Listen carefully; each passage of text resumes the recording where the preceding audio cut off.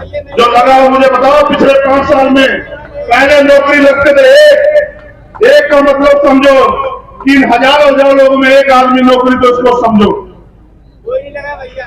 पहले हर साल 2-4 लोग रोजगार पे लगते थे आपके गांव देहात से। आपके रिश्तेदार, आपको खबर आती थी।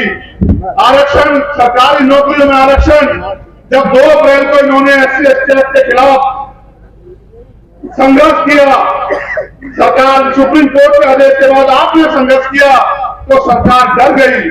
सरकार डर गई तो उन्होंने कहा सीधे से मुकाबला नहीं कर सकते, आरक्षण नहीं खत्म कर सकते, तो अब इन दलित पिछड़े वर्ग के लोगों को सड़कों पर लाने का तरीका यही है कि सारे सरकारी डिपार्टमेंट प्राइवेट कर दो। जब सरकारी डिपार्टमेंट प्राइवेट हो जाएंगे, प्राइवेट सेक्टर में आरक्षण नहीं है, तो दलित पिछड़े वर्ग के लगे लड़के मेहनत मजदूरी करेंगे, किसी का फसला उठाएंगे, किसी खेत में काम करेंगे, किसान कमेरे पिला दे। अगर आर्मी में चली जाती तो इन्होंने अग्निवीर लागू कर दिया कि 4 साल के लिए नौकरी मिलेगी। अगर हमारे वर्ग के लोग सफाई कर्मचारी काम करने लगे तो इन्होंने वहां भी ठेकेदारी लाकर घुसेड़ दी कि ये पैसे वाले ना हो पाए, पूरे दिन सफाई करें और फिर 5-6 हजार रुपए में अपने बच्चों का पेट भी ना पाल पाए। मैं आपको ये बताने के लिए यहाँ आया हूं कि अगर आप मुझे ताकत नहीं दोगे तो मैं आपके अधिकार कैसे सुरक्षित रख पाऊंगा, मुझे आप बताओ। कानून सड़कों पे नहीं बनते, सभाओं में नहीं बनते, कानून विधानसभा और लोकसभाओं में बनते हैं, और कानून लगाने की शक्ति, लागू कराने की शक्ति उनके पास होती है जो सत्ता में बैठे होते हैं। मैं पिछले 10 साल से दिन रात एक करके गली गली घूम के पूरे देश में, और मेरे साथियों द्वारा जहां भी अत्याचार कहीं भी पूरे देश में होता है, मैं और मेरे साथियों द्वारा हर तरह की लड़ाई लड़ी जाती है। बताओ लड़ी जाती है नहीं लड़ी जाती है? आप लोग हाथ उठा के बताओ। कोई एक लड़ाई बताओ जिसमें मैं घर बैठ के सोया हूं और समाज को अकेले लड़नी पड़ी हो, आप बताओ पिछले 10 साल में। तो भाई आप भी तय करो कि आपको ऐसा नेता चाहिए जिसका मुंह सिलावा हो, आपको ऐसा नेता चाहिए जो CBI इनकम टैक्स के डर से अपने समाज पे होने वाले अन्याय के खिलाफ भी ना बोले, या आपको ऐसा नेता चाहिए जो आपकी लड़ाई को कंधे से कंधा मिला के लड़े, और जहां आपका पसीना पड़े वहां खून देने का काम करे, आपको तय करना पड़ेगा मेरे लोग। मैं बिहार की धरती में हूं, मैं यहां भी आपसे पूछने आया हूं कि क्या मैं आपकी वोट का हकदार हूं या नहीं, मुझे आप ये बताओ।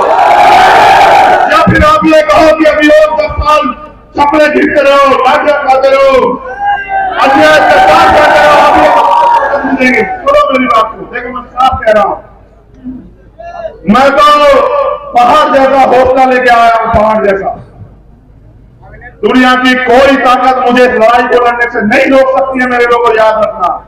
मैं बाबा साहब अम्बेडकर का खून हूं, मैं माननीय काशीराम साहब का बेटा हूं। चंद्रशेखर आजाद मर तो सकता है लेकिन छुप नहीं सकता कभी। मैं आपसे पूछना चाहता हूं कि मेरा भी संघर्ष आपसे कुछ मांगता होगा, मेरा भी संघर्ष मेरी मां बहनों से कुछ उम्मीद रखता होगा।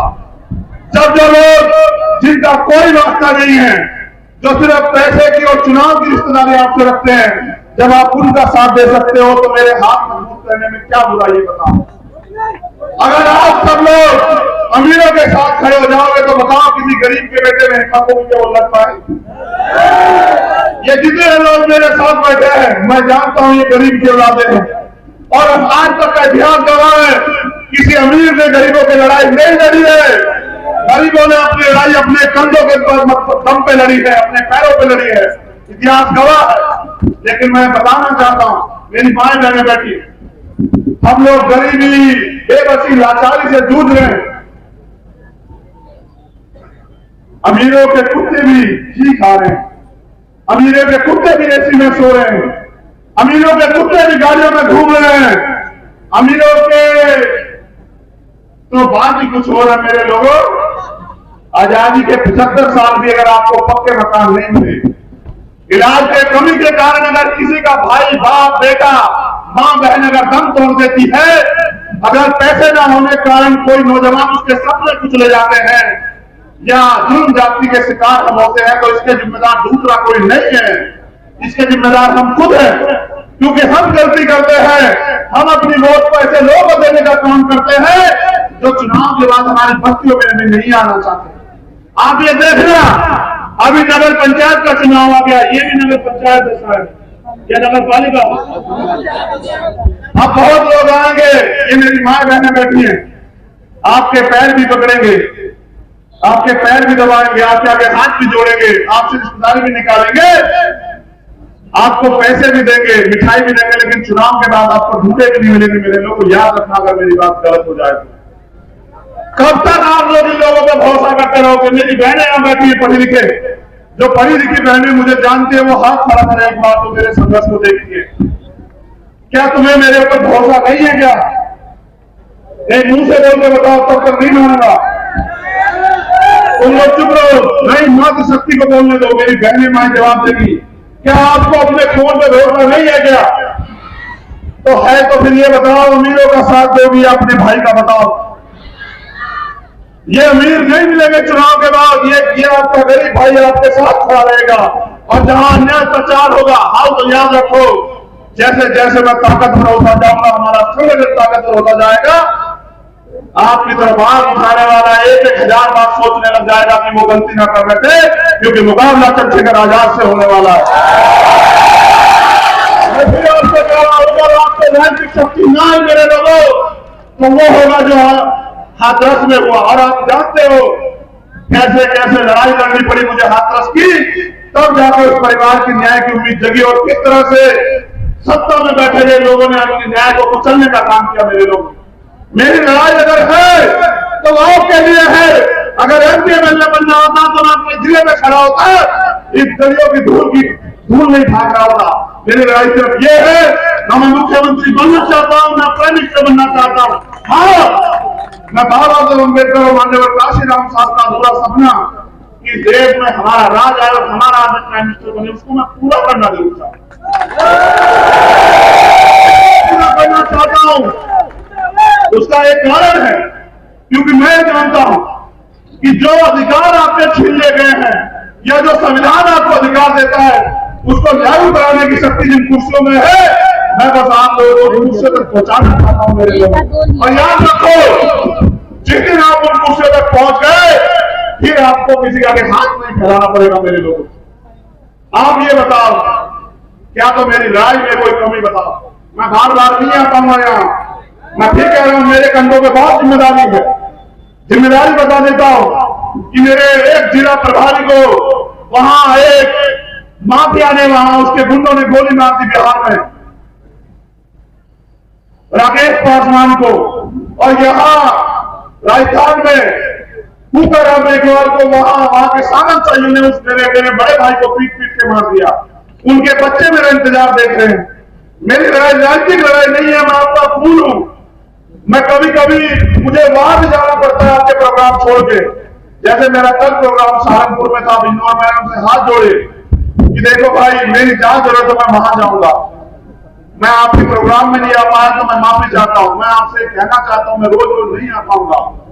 क्या तुम मुझे कहो कि भाई आपकी लड़ाई में ये कमी है, आप इस लड़ाई को ठीक करो, और ये कहो कि भाई आपके अंदर ये कमी है, जब तक ये कमी दूर नहीं करोगे हम आपके साथ नहीं। या फिर जैसे हर माँ बाप ने अपने बेटे को पढ़ाई का, काम करने का अवसर दिया है, ऐसे फिर अपने इस भाई को भी काम करने का अवसर दो।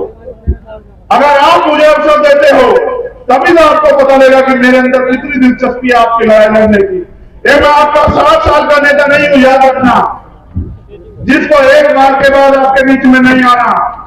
अभी तो मुझे, अगर मैं जिंदा रहा मानव के आशीर्वाद से, तो मुझे अभी 30-35 साल इस राजनीतिक शक्ति के जरिए आपको अपने बाप के पैरों पर खड़ा करना है पूरे देश के अंदर। मैं वो 5 साल वाला विधायक एमपी नहीं हूं कि आपकी वोट लेके चला जाऊंगा, फिर आपकी गलियों में दिखाई दूंगा। मेरे लोगों, मैं तो आपसे कहने आया कि अगर आप मेरी लड़ाई को अपनी लड़ाई मानते हैं, और आप मानते हैं कि मैं बाबा साहब अम्बेडकर के सपने को पूरा करने के लिए निकला हूं, तो मेरे पास मेरा सहारा आपके अलावा कोई नहीं है। मेरे पास तो सुरक्षा भी नहीं है, मेरे पास तो यहाँ के विधायक पे भी गणना मन होंगे, मेरे पास तो कोई भी नहीं है। मैं तो अकेला आता हूं, या फिर आप सबका सहयोग है। मौत जिस दिन आएगी, याद रखना कि मेरे चेहरे पे निराशा नहीं होगी, आपका भाई सम्मान से उसको स्वीकार करेगा। क्योंकि संघर्ष में अगर मौत भी आएगी तो वो शहीद भी होगी, लेकिन मैं आपके अधिकारों से समझौता नहीं कर पा रहा हूं देश में, क्योंकि आपके अधिकार ये जो प्रदेश में सरकार बैठी है और केंद्र में, ये एक अधिकार रोज दिन हर दिन उस पर डाका डालने का काम कर रही है। उसका उदाहरण बताता हूं, पढ़े लिखे लोग यहाँ बैठे हैं कि मेयर में हमारी 4 सीटें बैठती थी 21% आरक्षण के हिसाब से। कितनी सीटें बैठती थी? इन्होंने दी कितनी? 2। नगर पालिका में हमारी 42 सीटें बैठती थी। कितनी बैठती थी? इन्होंने दी कितनी? 27। नगर पंचायत में हमारी 114 सीटें बैठती थी। इन्होंने दी कितनी? 74। ये हमारे सारे अधिकारों में डाका डाल रहे हैं, लूट रहे हैं और क्योंकि सत्ता में बैठे से संरक्षण कर रहे हैं। मैं अपने लोगों के लुटते हुए अधिकारों को नहीं देख पा रहा, इसलिए आपसे कहता हूं कि आपसे साथ मांगने आया। अगर आपको लगता हो कि ये हमारा भाई, हमारा बेटा हमारे लिए कुछ कर सकता है, अपने महापुरुषों के अंदर को आगे बढ़ा सकता है, तो फिर मेरा साथ हो। और अगर अभी भी मेरे अंदर कोई कमी हो तो मेरा आपका खून का रिश्ता है। जब भी कहीं कोई अन्य अत्याचार होगा या अधिकारों के खिलाफ कोई संघर्ष होगा तो मैं तो आपको खड़ा मिलूंगा। आप हमें मेरा साथ दो या ना। मैं आपसे पूछना चाहता हूं कि आप मेरी मदद करोगे या पिलाट में? आगे बताओ तब मानूंगा। ये सुमन लता को हम लोग इस बार कोशिश कर रहे हैं कि आगे बढ़ जाए। आप इसकी मदद कराओगे सुमन लता की? देख लो, सोच लो। कभी मैं ये फिट कर लूं दिमाग में कि भाई पिनाट में मुझे इज्जत और सम्मान मिलेगा, आज जिस दिन रिजल्ट आए मेरा तमाशा बन जाए, ऐसा ना हो। बताओ इसकी मदद करोगे नहीं करोगे? इसकी मदद नहीं होगी। इसकी मदद आपके बेटे की मदद होगी। ये एक आपके बीच का गरीब आदमी है, मैंने इससे कोई पैसा नहीं लिया मेरे लोगों। मैं चाहता हूं कि इस अमीरों की लड़ाई में कोई गरीब का बेटा भी आगे बढ़ के आए और वो अपने लोगों के स्वाभिमान सम्मान की लड़ाई लड़े। बस यही लड़ाई है। क्योंकि अगर अमीर चाहते तो कोई गरीब नहीं रहता है देश में।